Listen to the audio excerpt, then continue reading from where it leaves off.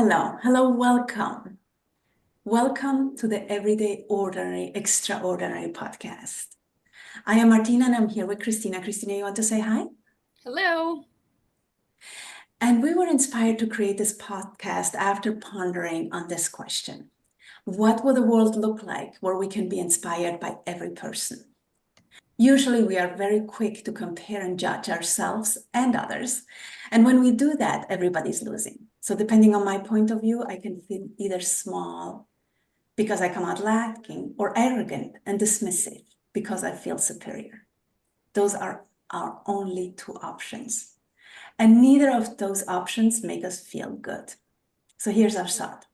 Someone's everyday normal is someone else's extraordinary. Judgment comes from first impressions. We invite you, the listener, to go beyond first impressions and see the magic everywhere. There is inspiration at every corner, in everyone, if we're willing to look. And today we're here with Amy. Amy, welcome. Do you want to say hi? Do you want to introduce yourself? Yeah. Hi, everyone. I'm Amy. Thank you so much for having me here. Such an honor. I love what you're doing. So about me, I am 52. I like to say my age because I'm trying to embrace it. And I have three beautiful children. They are 26, 24, and 19. I've been a nurse for 30 years, and I've spent the bulk of my career in labor and delivery and OB, and then found that I really enjoyed the grieving process when someone lost a child. Didn't enjoy that experience so much, but I enjoyed helping people through such a difficult time. So that became sort of my niche in that environment. And then that prompted me to work in hospice for a couple of years. So I did hospice for a couple of years, and now I'm currently back in OB and labor and delivery. So that's the nursing career. Oh, I also participated in a holistic nursing grad program. So I have a graduate certificate with that. And then I also just finished a nurse coaching program. So it's like a life coaching program, but for nurses. And then in January, I just started a business, and it's called Mandala Minds and Wellness. And it was sparked out of my desire to help people and sort of get away from the bedside and help people maybe stay out of the healthcare system, instead of just worrying about fixing a problem that maybe we could prevent earlier on. And then as I developed that desire, I realized, oh, wow, these mandalas are really healing, and started a business. So my story about the mandalas is that I was dating somebody in 2020, and he passed away suddenly. And it was right before COVID. So when COVID started, right after he passed away, I started painting rocks, and then ended up painting mandalas. And I would just go to work, come home, paint, and then give the mandalas to my coworkers and stuff. Through my holistic nursing grad program, I realized that mandalas are actually very healing, and that they help you sort of return to your wholeness. And I was blown away. Carl Jung used them to treat people with post-traumatic stress syndrome, and for himself and for his patients. And I just couldn't believe that I had innately into that for myself. So when I started thinking about this life coaching, I was, wow, what a better tool. For me, it is the ideal tool to help people move through their grief and return to wholeness. So I know that was a lot, but It's beautiful. I mean, it's so powerful, right? Because it's organic too, right? You're in this place, and then you feel like you have a knack for the grieving process, and then the next step is almost like, and then you get the tools, right, one after the other, which is really, really, really beautiful. So Amy, like, I haven't known you that long, and one of the things though that stands out is like your level of willingness and vulnerability. It's just so, so beautiful, so beautiful to watch you, and you know, asking questions and putting yourself out there, and you know, trying to understand. So that willingness to just be the full expression of who you are is just really, really beautiful. So thank you for being here. Oh, thank you. And can you finish the sentence? If you really knew me, you would know. What would we know about you? Um, I think you would know that I am a very sensitive spirit, for sure. And I have a little bit of a rebel streak in me too, where I don't like sort of be told what to do or to have restrictions or responsibility. I love freedom. And with that comes, I love music and music festivals. And um, I just, I love, I connect with people on their vulnerability, based on their vulnerability.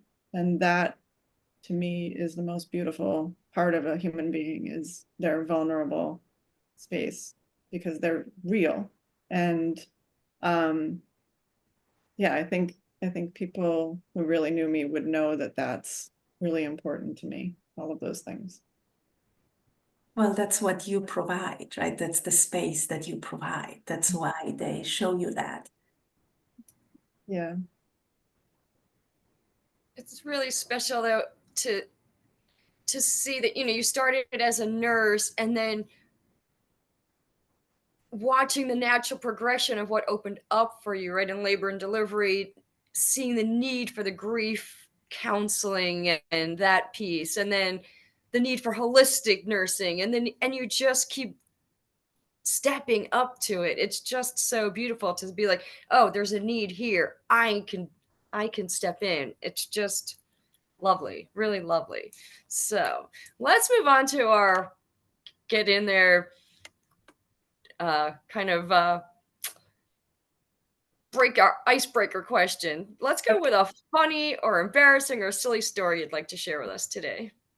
This was a hard one for me to even think about, but, and I don't really necessarily have a specific story, but I have significant hearing loss and wear hearing aids. And with that comes some really funny situations. Because I mishear people, I mishear people all the time. And so someone will ask me a question and I'll start talking about something else. So there's this one story, this was from years and years ago, and I still laugh about it when I think about it, is I was working with this woman and she was quite religious and she used to sing religious hymns, you know, and walk around and sing them. We were working night shift together.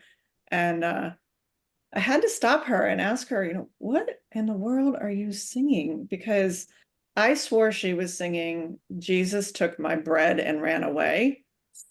And I mean, that was all I heard. But what I think what she was singing was something about Jesus taking her sins away or something like that. But oh my gosh, we laughed and laughed about that. And I think my boyfriend asked me recently about something if I liked avocado, and I went on this whole diatribe about how I hated mini golf. And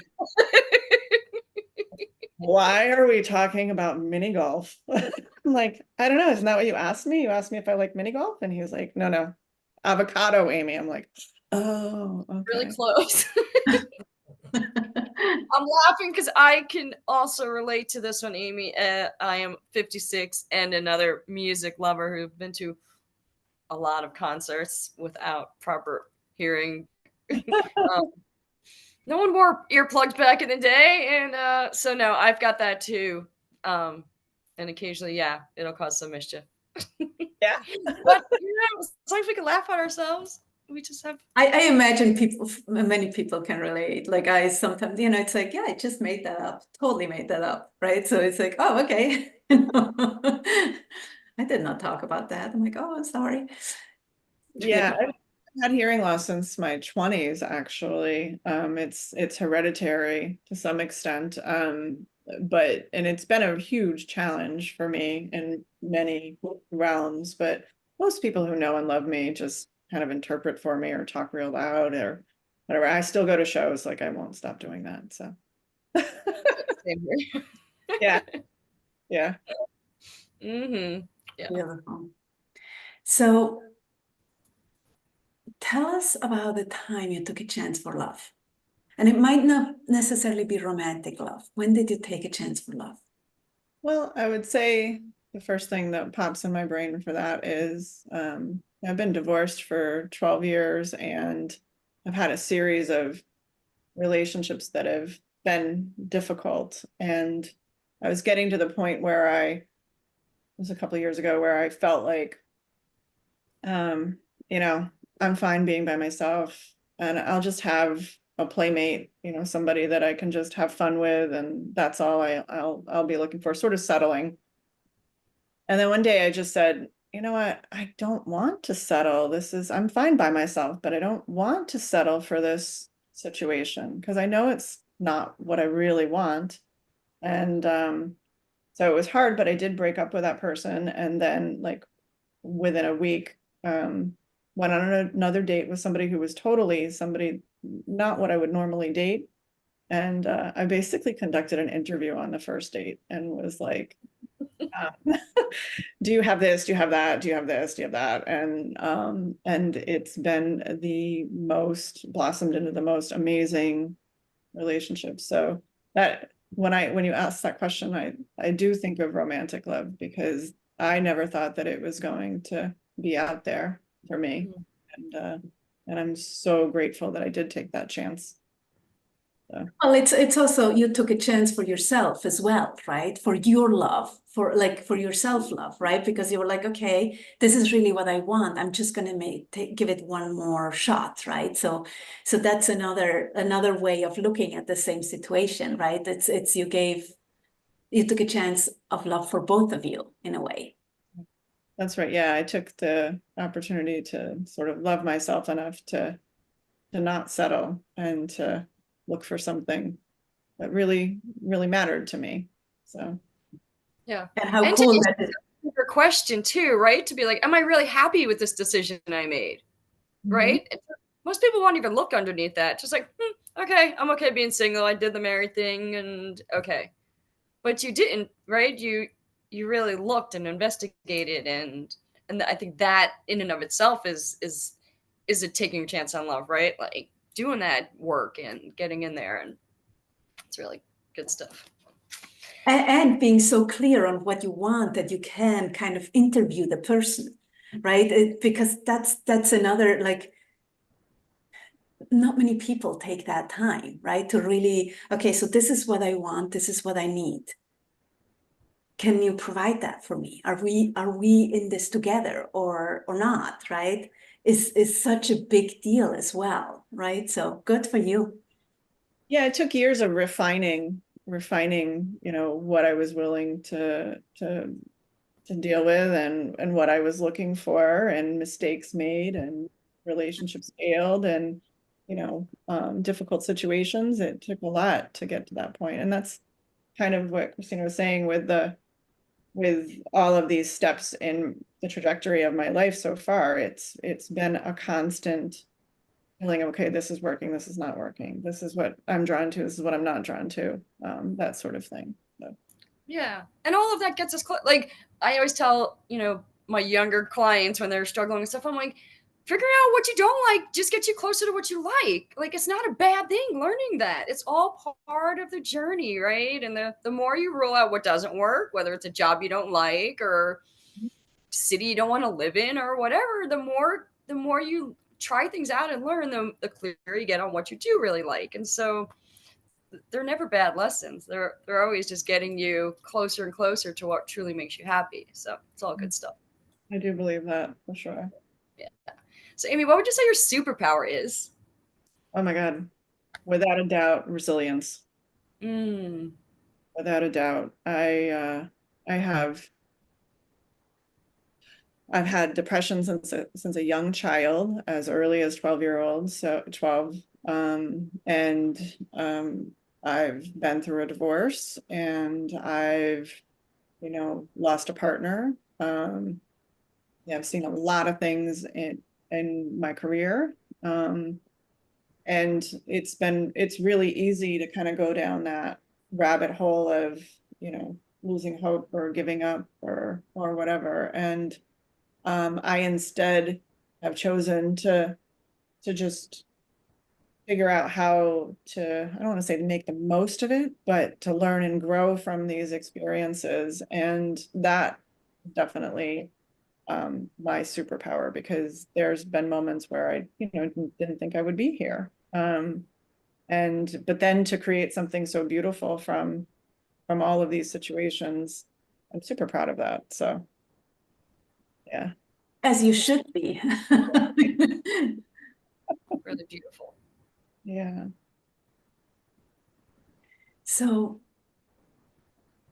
these are several questions. You just pick one, or one that will answer all, or you answer it however you want it. So what made you who you are today? So for example, what was your biggest lesson, or what took most courage, or when did you stand up for something that mattered to you? I would say the most pivotal moment that took the most courage would be divorcing my husband. Up until that point, I think I was sort of, had this expectation of the fairy tale life with a white picket fence and husband and the kids, um and and it wasn't working. It just wasn't working for me, and I was getting into a deeper and deeper depressive state until I actually was hospitalized for it. And at that moment, I was like, I can't live like this anymore. Something has to change. And so breaking up my family was the first and hardest thing that I've ever, the hardest thing I've ever done. And then once I was able to come through on the other side of that, I realized, oh my God, I can get through anything, you know?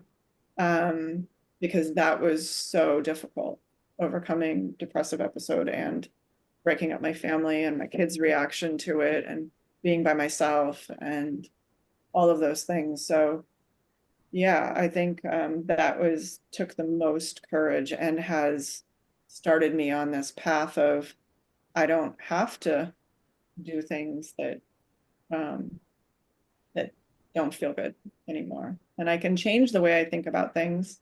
And if I change the way I think about things, then everything changes. So, yeah, I hope I answered the question. Reminds Yeah. me of Wayne Dyer, who says, if you change the way that you look at things, I think it was Wayne Dyer, the things you look at change, right? That's essentially what you said, right? And it's that choice that you made. And what a gift that you didn't give up. How Yeah, beautiful that I you think didn't give up, right? that's the biggest thing, is that I didn't give up, and I could have easily have kept those depressive thinking. And so that's where I've spent a lot of time. Just so when my boyfriend passed away, and then on top of it, I found out that he had another partner, so while he was dating me. So I was dealing with this extreme grief, extreme anger and betrayal. And I thought I had sort of overcome my depression. But boy, did that trigger me again. And so at that point, I was doing everything I could in my power to try to stave off the rabbit hole that felt I was going down. I was hiking, but I was hiking like 20 feet away from the ledge. I mean, I'm not kidding. It was tragic, but that's what I was hiking. I was going to the doctor. I was doing everything, exercising. I was trying to eat right. I was doing everything I possibly could. Um, and then I started painting these mandalas, and working on my thinking and how I was processing things. And I even did ketamine therapy, which was really, really helpful, believe it or not. And it just changed the way that I looked at things. All of these things contributed to me changing my way of thinking, and that is what keeps me from being depressed. So if I notice that my brain starts to think in a certain way, I'm like, oh, something's not right here. I need to adjust and take better care of myself. But that's something I learned over time. I didn't understand that when I was young.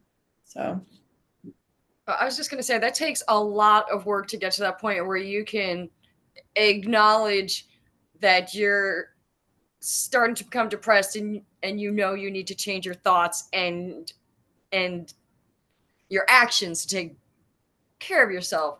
I mean, that's a really advanced place to get to, and how beautiful that that's where you're at. I feel like I am finally at that place too, where I can notice, like, and I think part of it comes from like Byron Katie too, where it's like, is that the truth? Is it really the truth? Right? Like, I love asking myself that question when I'm in one of my funks, right? Like, yeah. Really, Christina, is it really the truth? And I'm like, oh, okay. Maybe I need to call Martina, or maybe I need to go for a walk, or maybe I need to put some Abraham Hicks in my headphones. But like, I know I need to get out of my own headspace, right? Like, my thoughts are not going to make me happy right now, and I need to shift something. It's a really powerful place to get to. So, yay, Yeah. Amy! Yeah. Yeah. And it is, like it is that I call it the discipline of the mind, because I've not found a better word for it, where it's like a thought comes and you say, stop, not that new one, please, not that one, thank you. And Right. and the effort, I believe we all go through that, right? But then if you have a proneness or a tendency to whichever thoughts you have, right? Like we all deal with the rabbit hole of our thoughts, right? But if you have a tendency for depression, it's even more pressing that you can say, stop, not that one. Well, and I also believe that you need to, so usually those thoughts and everything come in when something's not right. So it can be so environmental. Like last week, Martina, I was talking about I worked a 16-hour shift, and then I worked a 12-hour shift, and then worked overnight, and then I worked overnight again, and I felt horrible. And the whole mind frame changes. I'm depleted. I'm not feeling very strong. I have no self-care happening. I'm drinking bottles of Diet Coke and eating cookies. I mean, that's it. And then, and when you start to feel that way, you're like, wait, this is a product of what is going on in my life right now. And what do I need to change to make myself feel a little bit better? So whether it's rest or eating better, or maybe don't work a 16-hour shift, or I'm constantly looking at that sort of thing and readjusting. And that also, that changing the environment and changing the thoughts often will help people, or help me redirect and get into a better space. It takes a lot of awareness, though, right? It takes a lot of awareness. And one of the things I want to say is, like, it's not always stop. It's like, it's okay, let's pick something else. Yeah. Right? Because it's sometimes we have to be firmer, and sometimes we have to be just very gentle with ourselves and say, okay, no, not serving right now. Thank you. Thank you for sharing. Next one, Yeah. Or that you're human, that you're Yeah. okay. We all have these anxious, depressive thoughts, or we have bad days or whatever, but like, it's Yeah. okay. That's Just okay. what do you need to do to make yourself feel a little bit better, that sort of thing. And for me, painting mandalas is actually one of the most therapeutic things that I do. I literally could paint them for all day long. I just I have love a it. question about that. So Yeah. was painting a hobby of yours before you started painting mandalas, or was it completely new No, expression? no. So I love hippie stuff. So I love tapestries with big giant mandalas on them. I love bright colors. I love a lot of Buddhist things that are bright colored, and there's mandalas in Buddhist traditions. I mean, lotus flowers, all of those things. I love those things. And like I said, I started painting on rocks, just dot painting, because I was going to drop them on my hikes. And then I was like, my daughter had painted a mandala, and I was like, oh, I wonder if I could draw one of those. And I'm very left-brained. So I come from a family of engineers, and my daughter is extremely right-brained, major artist. And I was like, well, maybe I could draw a mandala, and used, actually drew a circle, like from points outward, whatever. Anyway, and I made one, and I was like, oh, I like this. And then I started just using acrylic markers and painting the mandalas. And they were getting better and better. And people were like, oh, that's so cool. I love that you did that.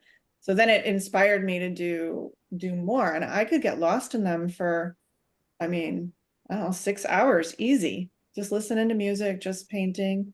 And then I ended up doing the dot painting. Then I started making mandalas with themes, so lotus flowers or sayings on them, or bands that I like, their musical emblems in the middle, and doing stuff like that. And I was getting such a response that I was like, oh, these are actually coming out pretty cool. And then I would I made one for me and my 3 kids, and there were all kinds of cool things that were coming out of me that I was like, oh my God, I never thought of myself as an artist, but there's enough symmetry in it for me that that it works. And I'm finding when I teach my classes, everybody comes in, I can't do this. I have no creative talent at all. But it's so forgiving and methodical. Like, you can make mistakes and you'll never see them on the mandala. And they're so methodical. It's so meditative. It uses both sides of your brain.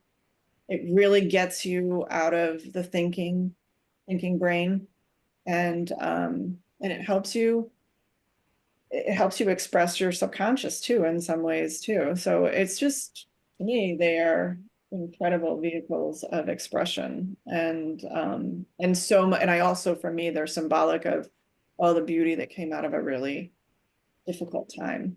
So yeah, I never was an artist before, and now I feel like I could call myself an artist, which is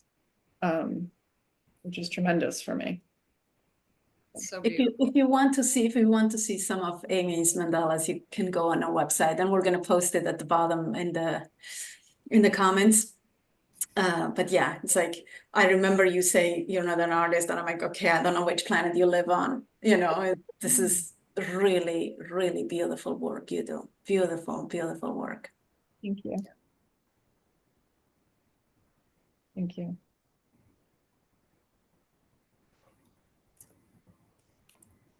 All right, so we know what fills you. Well, we know that the painting fills you up. What else fills you up, Amy? Like, what charges your batteries so that you have to get back? You work your 16-hour shifts. You do a lot for people. What fills those batteries up? Definitely rest. Definitely rest. Definitely music. In the past, is not quite so much anymore, because I've just gotten out of the habit, is walking, hiking, nature, which I'm aiming to get more back into. But then paramount is time with friends and family and people that I love. Those are definitely my fill up. Oh, and adventuring. I love the freedom of just going places. I have one really good friend who's willing to go on all these adventures with me. But yeah, I love checking out new places and doing new things. It's so fun. That's definitely it. Yeah. Awesome. I think we can relate. Mhm. Yeah. So, who or what do you want to be when you grow up? Like, if you could do anything, be anything, anyone, what would that be and why? Like, if there would be no restrictions, no limitations, what would you be doing, or who would you be? Well, because of my age, when you say grow up, I kind of feel like an older, wise woman. But I would say my fantasy would be to have like a house on the beach with big windows and just lots of light, and have a major art studio. And as far as who I would want to be, would be sort of a beacon of light for people and inspire people to find beauty in everything and to embrace their flaws and vulnerability, because I have a hard time doing it for myself, but I really love people's flaws the most, and I find that to be so beautiful. So I wish I would want to be that person that would help them realize how beautiful they are, kind of what you guys are doing. That's, I and I was would, going to say, you already are that. I don't know. Okay, what else? well, I would certainly love to have a business that could support me to, to be in that role, because I can say now when I go to my nursing shifts, I feel like sort of a caged animal. And but when I do my classes, or I get to be around people like you, or I do or I even talk about any of this stuff, or I paint, there's no effort. It just, like, I would do it for free. I would do it all the time. I love it. That's another example of sort of listening to what feels good and what doesn't feel good. But unfortunately, the nursing job is what supports me and my 3 children. So Well, Right now. that- Right now. Yeah. And maybe in a year, it'll yeah, change. yeah, And it's good to know, right? It's the clarity again, right? You were saying all the experiences you had is so you can be clear on what works and what doesn't work, right? And you're getting to a point where it's like, okay, I'm very clear that this does not work anymore, right? And so it's the can you stand in that, and then from there create whatever is next, right? Or allow. I was just listening to this clip the other day, which is like what we need to do the most in life is let go and allow in, let go and allow in, let go and allow in, right? So can we let it go to allow in? Or can we allow in and then let go? Whichever way, right? But that's what we need to do in life, right? yeah, that's a challenge, but I absolutely agree.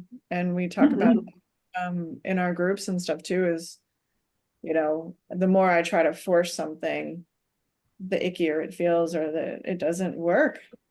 But when you actually just kind of sit back and let things happen, the flow is much better. So that's a hard thing, because I'm a doer.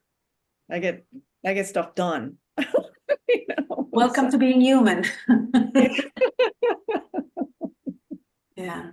Mm-hmm. Yeah. So, Amy, if you had a magic wand and you could give people any quality, what would you give them and why? Oh, I would absolutely give people self-love. Not a egoic self-love, but that just absolute love for themselves. I'd give it to myself too. Because I feel like if you love yourself that much and everything about yourself, then you can be a kinder, more peaceful human being. And I feel like if I gave that to everybody, then we would be, I don't know, singing Kumbaya together all the time. I don't know. It would be sort of magical, right? Everyone would just be celebrating their gifts and who they are, and enjoying other people's gifts, and there wouldn't be so much adversity in the world, and sort of the self-flagellation that I do and that other people do is so counterproductive, that I would love to not have that, and love other people to stop it, because I get, that's what I want to help people with. I want them to feel whole and love themselves as they are, with whatever experience they're having, and knowing that life does happen, but that you have choices about what you do with that life happening to you. And some people just can't see that. So that's what I would give everyone. That's beautiful. I was listening the book I'm listening to right now. She was talking about when they asked Dalai Lama about self-hatred. He could not relate because in his culture, that's something so Western, right? The rejecting of self is something so Western.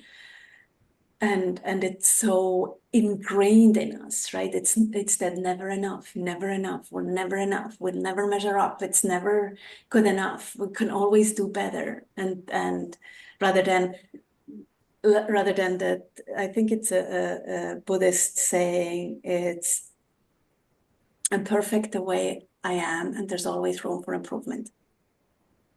I'm perfect the way I am, and there's room for improvement. Right? How beautiful. Yeah, I agree. And I think there's so much cultural pressure that we have that tells us, you need to be this way, you need to be that way. Especially as I'm aging, I'm really grappling with that. It's okay to look the way I do, that when I'm 65, I'm going to look back and be like, oh my God, you were so cute, just like I did every other year. Right. So now I look at myself when I'm 40 and I'm like, what was your problem? You were freaking cute and gorgeous and all about the physical image. Right. And it's really not what it's about. When I look at other people, it's not about their physical being. So why would I do that to myself? But most people I know do it. And a lot of women my age are really struggling as their bodies are changing shape and morphing with more wrinkles and everything. So I think it's a Western thing, and it should be that we're revered for our wisdom at this point, as opposed to our physical appearance, but that's not the way that it goes over here. So, well, and it's hard too, because you can look at your physical appearance and it be an indicator of like, oh, something's off, but that's not where we go with it, right? It's not like, oh, I've gained 10 pounds, maybe I've been eating too much sugar or indulging in whatever, right? Or maybe I haven't been out of the house in a week. Like, but that's not where we go. We just use it to beat ourselves up, right? Instead of being like, oh, something's a little off, or but yeah, it's not what we're doing. We use everything to beat ourselves up. Yeah. And what I think is interesting in what you're saying, and I find that with myself as well often, is like I hold others to a different standard than I hold myself. Yes. Right? Like if something shows up like in other people's world, I'm like, wow, good for you. And how cool is that? Great. I love it. But then if it's in me, I'm like, oh, really? You're doing that? It's a different standard, right? It's like if you have a friend that you encounter and you see them and you're like, wow, you look great, right? But then I don't think that about myself, right? Or whatever it is, right? Whatever it is, it's like, yeah, we are inconsistent in our thinking. we're just always our own worst critic, I think. Yeah. For sure. And how beautiful would it be if we could shift that and just be our biggest champion and cheerleader, as we do for our children, for example, right? That example where can we treat ourselves like we treat our children, right? What would be possible? Right. It's beautiful. Yeah. So, Amy, what are you most proud of? What do you consider your biggest accomplishment?